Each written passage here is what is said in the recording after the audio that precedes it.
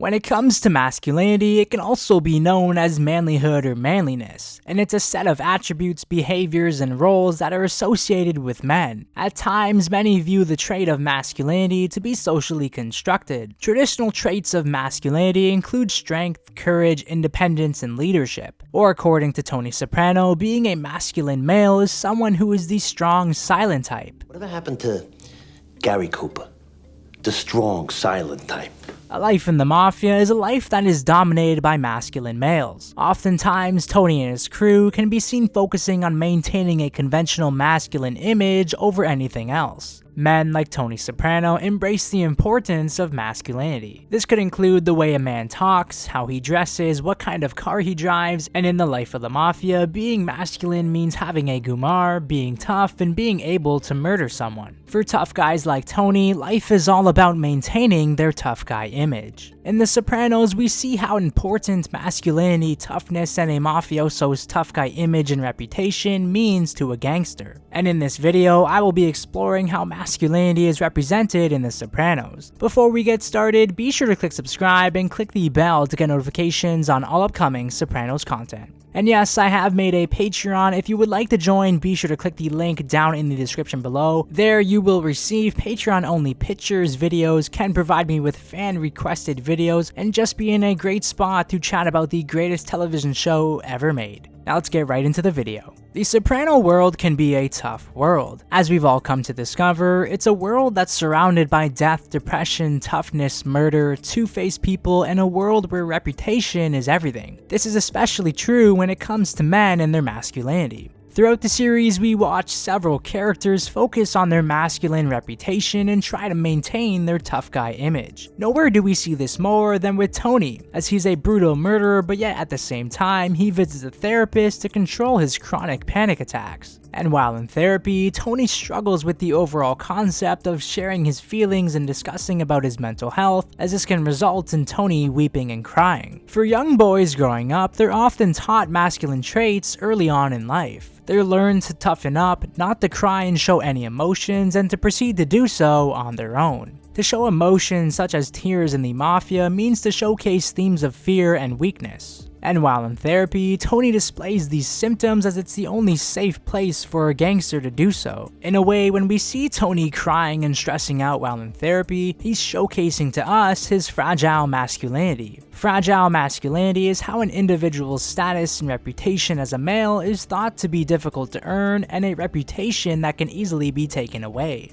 And in the life of the mafia, we see how evident this is, with individuals earning ranks like underboss and captain that make them socially higher than their counterparts, all due in part to a ranking system. And for a boss like Tony, we see that his reputation makes him the most powerful when it comes to the mafia's masculinist codes. Sometimes this fragile masculinity haunts Tony throughout the show, as he can be seen questioning himself and the men that are in society. In The Sopranos, we are treated to just how easily someone's image, toughness, reputation, and masculinity can be called into question. Whether it was Big Pussy and Christopher declining to take their clothes off when being searched for a wire, and of course we all know the situation with Vito. But one of the most prominent examples is with Uncle Junior. We see Junior's masculinity get called into question during Season 1, Episode 9, Boca. When Tony discovers that his uncle gives out oral sex to his girlfriend Bobby, it dampers Junior's reputation and ego. We watch Tony humiliate Junior by dishing out slang terms for oral sex as a result of Junior poking fun at Tony's masculinity and athletic ability. Tony does this because he feels upset over Junior questioning his athletic ability and status as a man who visits a therapist. Not only does Junior's secret about his oral sex ruin his reputation as a man in the eyes of the mafia, it also ruins his reputation as a boss of the Soprano crew. Junior even states his reasonings. It's a sign of weakness, and possibly a sign that you're a fanook.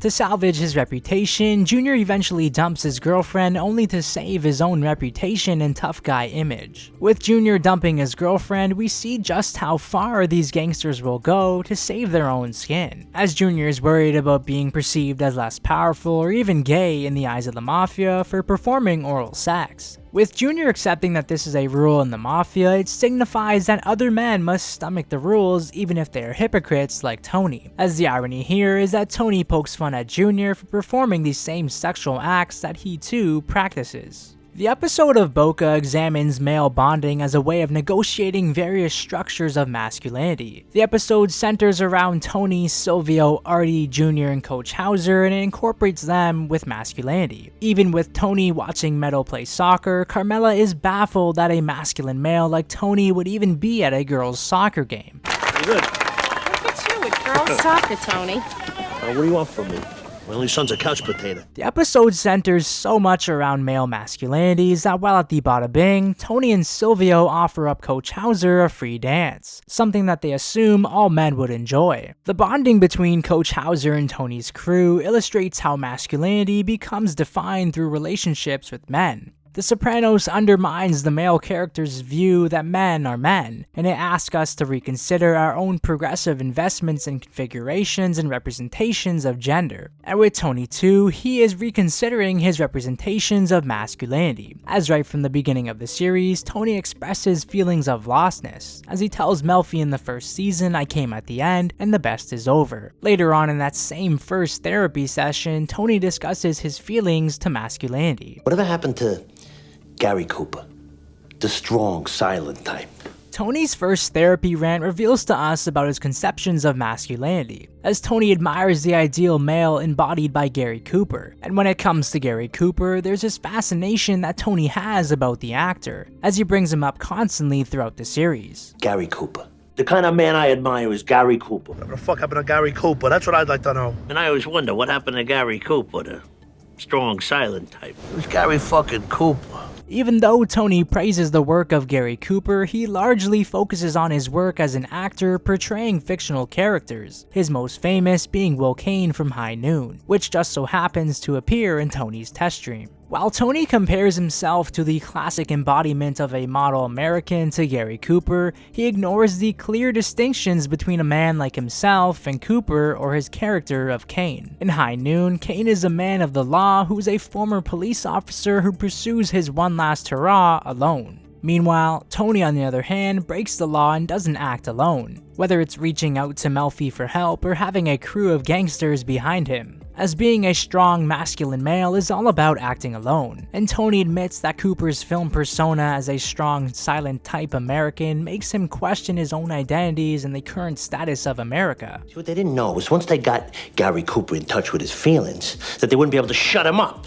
And then it's dysfunction this, and dysfunction that, and dysfunction motherfucker. When it comes to Tony visiting a therapist, it showcases themes of weakness in the eyes of the mafia, especially by his own uncle and mother, as this is the reasoning why the two wanted him whacked. Because in Junior and Livia's day, no one went to visit a therapist. If you had a problem, you dealt with it on your own, and that even visiting a therapist is a no-go for someone like Tony, and yet he still proceeds to do so. I understand Freud. I understand therapy as a concept, but in my world it does not go down. But nowhere do we see the importance of a gangster's image than with the saga that happened with Vito. Before coming out of the closet, Vito was viewed as an immense earner for the Sopranos. Much like his mafia colleagues, Vito too was focused on maintaining a masculine image, so much so that he began to eat healthy and lost a large amount of weight. But when Vito came out as being gay, we see his reputation, status as a male, and position within his crime family plummet, even despite being a cold-blooded gangster like everyone else. With Vito, we see the traits of fragile masculinity, as he struggles to live up to the expectations of being the ideal American male. The revealing of Vito's sexuality presented a crisis for Tony's crew, as Tony feels ashamed for not discovering or noticing Vito's secret earlier, and all of his crew members feel embarrassed and ashamed to even be associated with a homosexual like Vito. While we do see an arc and storyline of Vito's sexual journey, we are mostly treated to how the Sopranos and other families like New York showcase their homophobia, and even the women of the mafia tend to poke fun at Vito's closeted sexuality. Even Paulie quickly declines the entire thought of Vito being gay, strictly due to the fact that he has a wife and children and has a girlfriend on the side. He's a married man. What a go mine? Oh, you think this is funny, huh? There's a man's reputation at stake here. A married man with kids. As Vito's journey progresses, it becomes clear that if members of the Soprano crew show support for Vito's decision, that they too might wind up dead. Ultimately, Vito was murdered by his cousin-in-law Phil Leotardo, and when it comes to Vito opening up about his sexuality, Phil displays the most hatred and disgust out of all the gangsters. Phil's anxiety for Vito's sexuality is not a process of Phil debating Vito's sexual orientation, but rather it's Phil thinking how other mafiosos will lose respect for him and his authority as being related to Vito. With Vito coming out, we see a side of these gangsters that we've never seen throughout the show. We see clear traits of fear as they are intimidated by Vito's sexuality, and how they reacted to it was with slurs only to reinforce and reassure their masculine dominance. Vito coming out affected all of Tony's crew. It dampened their masculine image and reputation, as Tony was forced to put a hit out on Vito in order to maintain his masculine figure that carries such high authority, but Phil beat him to it. Throughout the show, we watch Tony struggle with his identity and masculinity.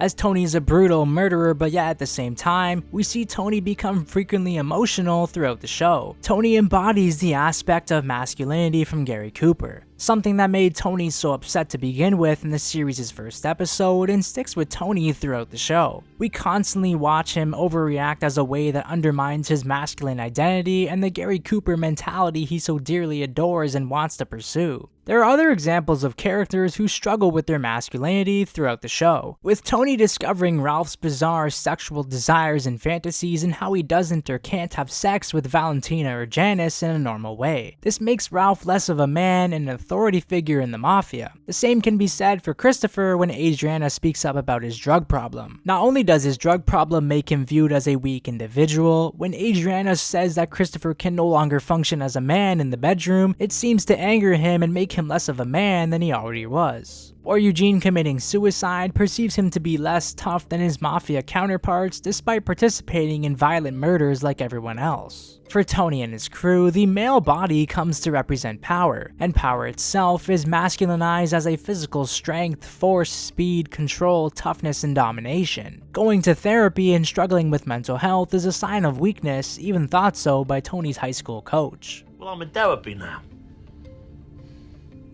That's a damn shame. We watch Tony struggle with his masculinity, especially when it comes to the ongoing varsity athlete remark that gets brought up throughout the show. He visibly gets upset when people think of him as a kid, even though he's clearly not. Throughout the show, Tony is constantly trying to prove to everyone around him just how tough he can be, whether it's using violence or aggression, including his mafia friends and therapists. We see this with Tony stating how he used to bench 300 pounds and choosing to beat up Perry Annunziata, a move that was done by Tony to reinforce his dominance and display that he's not a weak boss, despite being slow and weary and recovering from a coma. His decisions for taking out numerous individuals along his journey are a result of Tony restoring his dominant authority figure as a boss that holds so much power. But yet on the inside, Tony is a weak male who struggles with his mental health. Thank you all so much for watching. If I missed any other examples, be sure to let me know down in the comment section below. For more Sopranos themed videos, keep it locked here, right here on this channel.